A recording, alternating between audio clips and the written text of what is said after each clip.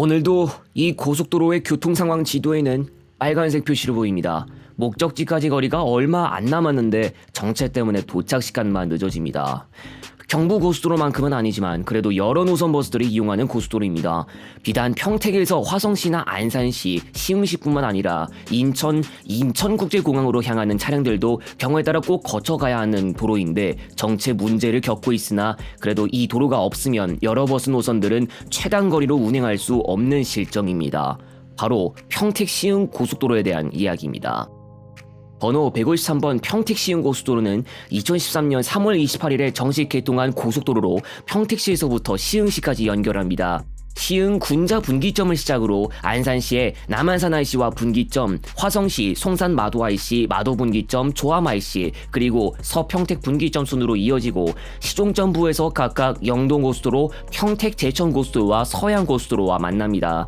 세부 경로는 달라도 평택시에서부터 안산시까지는 서해안고속도로와 병행한다고 볼 수 있는 고속도로이기도 합니다. 현재 제2서해안고속도로 주식회사에서 운영하고 있습니다. 평택-시흥고속도로가 개통하기 전에는 서해안고속도로와 영동고속도로를 경유해서 차량을 운행해 평택시에서부터 안산이나 시흥, 인천으로 갈 수 있었습니다. 그러나 운행하기 위해서 이용할 수 있는 것이 이러한 루트가 유일했고 서로 다른 목적지로 가는 차량이 한데 몰림에 따라 통행량 쏠림 현상도 두드러져 상습 정체 문제가 발생할 수밖에 없었습니다.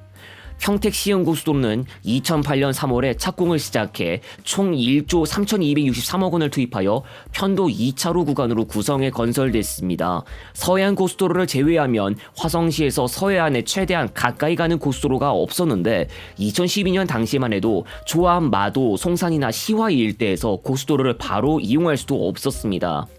2008년 3월부터 공사를 시작해 5년간의 공사를 거쳐 2013년에 개통되었고 평택시에서 시흥시 간 고속도로 이동거리도 기존 고속도로를 통해 가는 거리 46.4km에서 42.6km로 줄일 수 있었습니다. 인천으로 가는 지름길 경로 개통과도 같았고 인천으로 가는 차량들과의 동선 분리가 가능해졌으며 시흥이나 안산 일부도 교통량을 분산하게 됐습니다. 더 이상 서해안고속도로 경유를 통해서만 운행하지 않아도 됐고 인천국제공항으로 가는 차량들의 운행거리 단축에도 도움됐습니다. 한 가지 특이사항이 있다면 평택-시흥고속도로는 원래 도로 구간을 홍성까지 구성할 계획이 있었는데 2008년 3월 중 보도자료에 따르면 시흥-홍성 간의 제2서해안고속도로는 서평택, 아산, 예산 등을 거쳐 홍성까지 구간이 계획되고 있었습니다. 평택에서 시흥까지 구간을 2008년 3월 31일에 착공하고 홍성-평택간은 예비 타당성 조사를 실시해 2012년 착공, 2018년 개통을 예정하고 있었지만 이 홍성-평택간은 당초 계획에서 변경되어 홍성이 아닌 부여 방향으로 향하고 익산-평택고속도로의 한 부분이 되었으며 그중 부여 이북 구간이 오는 12월 개통이 예정되어 있습니다. 지금의 평택-시흥고속도로와 한 곳에서 직접 만나지 않더라도 평택시 인근에서 간접 연결됩니다. 하지만 지금은 정체가 매일 일어나고 있어 오히려 도착 시간이 더 늦어지는 일들이 발생하고 있습니다. 사실 이것은 2016년에도 교통지옥이 예고되기도 했는데요. 군자분기점이나 서평택 분기점을 제외하면 다른 고속도로와 만나지 않았던 평택-시흥고속도로가 수도권 제2순환 고속도로와 만날 예정이었는데 시화 MTV, 송산 그린시티 사업 등 개발 사업이 예정돼 있는 가운데 당시 하루 평균 6만 2천 대가 고속도로를 이용하고 있었습니다. 그런데 고속도로 확장은 예정되지 않았고 남한산 IC에서 마도 IC 간이 평소에도 전체 구간 대비 교통량이 10% 이상 많았던 점을 생각하면 수도권 제2순환 고속도로와 만나는 분기점이 완성된 이후엔 교통지옥이 예상된다는 전문가들의 설명에도 불구하고 국토교통부는 추가적인 도로 건설 계획을 수립하지 않았습니다. 전문가들의 예상은 곧 들어맞아 2021년부터 마도 분기점을 통해 수도권 제2순환 고속도로와도 만나서 해당 고속도로의 8탄 분기점 쪽에서 넘어오는 차량들이 합류하는 식으로 같이 고속도로를 운행하게 되면서 교통량은 늘었습니다. 하행 방향은 주로 아침 시간대 군자 분기점에서부터 최대 송산마도 IC까지 평균 속도가 떨어지고 상행 방향은 낮부터 저녁까지 조암 IC나 송산마도 IC 이북부터 평균 속도가 떨어지기 시작해 정체가 시작됩니다. 혼잡도가 극심해 정체 시작 구간이 군자 분기점을 넘어 영동고속도로 서창 분기점까지도 이어지는 모습을 볼 수 있었는데요. 특히 인천 종합터미널이 목적지인 차량은 영동고속도로나 제2경인고속도로 구간 내 정체까지 추가로 겪어야 하기도 해서 시흥에서 나가는 차량에 비하면 정체 구간을 벗어난 타이밍이 늦습니다. 뿐만 아니라 인천국제공항으로 향하는 버스도 꼭 평택 시흥고속도로를 경유해야 하는 노선들이 있는데 제3경인고속도로와 도로와 만나는 월곶 분기점까지 정체 구간을 그대로 지나가야 하고 도로를 바꿔 타고 나서도 정체가 바로 풀리지 않고 어느 정도 구간을 더 지나서야 정체가 풀리면서 그제서야 제속도로 운행할 수 있습니다. 인천국제공항 착발 버스 노선의 특성상 타 터미널 노선에 비해 공항에서 출국해야 하는 많은 승객들을 수송해야 하는 데다 출국할 승객들은 항공기 출발까지 충분한 시간을 두고 공항에 도착해 있어야 하는데 평택 시흥고속도로 내 심각한 정체라는 변수 때문에 더 많은 여유 시간을 두고 버스를 이용해야 할 필요까지 생겼습니다. 새벽에 버스를 탄다면 정체 없이 갈 수 있겠지만 그 반대 시간대라면 변수가 크게 작용하게 됩니다.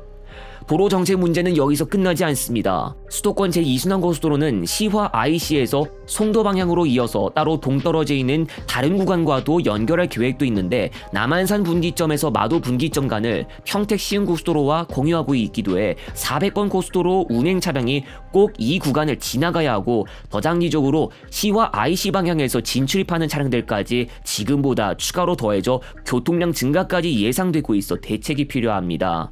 또 국도 77호선과 함께 시화호를 건너는 얼마 없는 도로라는 점도 작용하여 교통량 증가의 원인이 되기도 한데요. 시화호를 건너는 구간의 교통량 증가를 억제하기 위해서는 다른 경로 건설이 병행되어야 할 것으로 보이며 도로와는 별개로 철도 서해선이 시화호를 지날 예정이기도 해 자동차 없이 궤도 교통편을 통한 시화호 구간 통과가 나중에 가능해집니다. 심하게는 조함IC 이북 구간에서 출근이나 퇴근 시간대 지속적으로 정체가 발생하는 평택 시흥고속도로에 대해 도로 확장이 필요하다는 목소리가 나오고 있었습니다. 올해 1월에 발표된 보도를 보면 남한산 IC에서 서평택 분기점 간을 6에서 8차로로 넓히는 사업이 7년째 표류 중입니다. 이미 2016년에 고속도로는 포화 상태가 됐고 2015년 정부에서 실시한 교통량 조사에서 A에서 2등급 가운데 D등급을 받았는데 확장할 필요가 있다는 것으로 분석됐습니다. 제2서해안고속도로 주식회사는 2016년부터 일부 구간에 대해 도로 확장 사업을 정부에 건의하고 사업을 추진하려 했으나 특혜 시비가 일었고 정부가 제3자의 제한 사업 방식으로 추진했지만 진척도는 나아진 게 없었습니다. 또 확장할 구간의 길이가 10km에서 30km로 늘고 사업비도 당초보다 2천억 원 증가했으며 국토교통부가 사업을 추진하려고 해도 기획재정부에서 사업을 인가해주지 않는 등 정부 부처 간 대립이 이어졌습니다. 지난달 21일 보도에 따르면 확장 사업을 주관하는 국토교통부가 연내 제3자 제한 공고를 시행할 방침을 세웠습니다. 국토부는 10월 17일 제3자 공고를 위한 준비 절차 차원에서 한국개발연구원 공공투자관리센터에 확장 사업의 시설 사업 기본 계획 검토를 의뢰했습니다. 이번 달 중 공공투자관리센터의 검토가 완료된다면 이번 달 말이나 12월 중 국토부가 제3자 공고를 실시한다는 구상을 가지고 있습니다. 이미 포화 상태에 다다른 고속도로, 수년째 진척도가 없었던 고속도로 확장 사업이 이번에 어떠한 차질 없이 정식으로 시작할 수 있도록 바라보겠습니다.